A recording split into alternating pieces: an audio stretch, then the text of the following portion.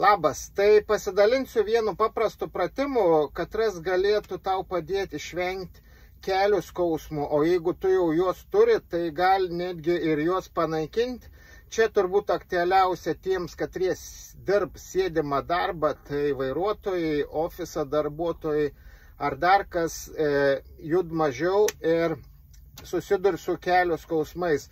Trumpai apie dėl ko tas pas mumis vyksta, įsivaizduokim, čia yra mūsų kelias ir jisai ilgainiui, kai mes sėdėm, jisai nejud ir mūsų raumenis aplink kelią, jie sukietėja ir susitrauk, sausgyslė susitraukia ir mūsų kelią sutraukia.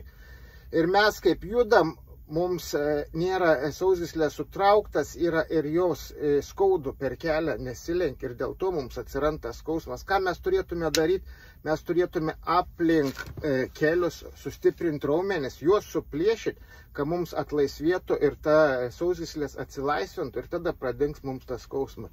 Ką mes turėtume daryti, jeigu mes neturim laiką nueiti į salę? Mes galim labai lengvai darbą vietoj, kas vairuodami, paėmam, pakeliam koją, iškart jaučiam įtampą, iškart raumenis įsitėm, laikom 30 sekundžių, nuleidžiam, kitą koją, vėl 30 sekundžių, laikom, nuleidžiam, taip 3 kartus, paskiau kiekvieną savaitę darom po 35 sekundės.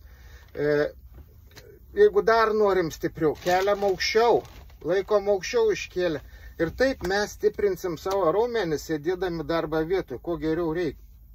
Tai va, jeigu patiko tau tas video, pasidalink su draugais. Gali mane pasiekti YouTube, Instagrame ar TikTok'e.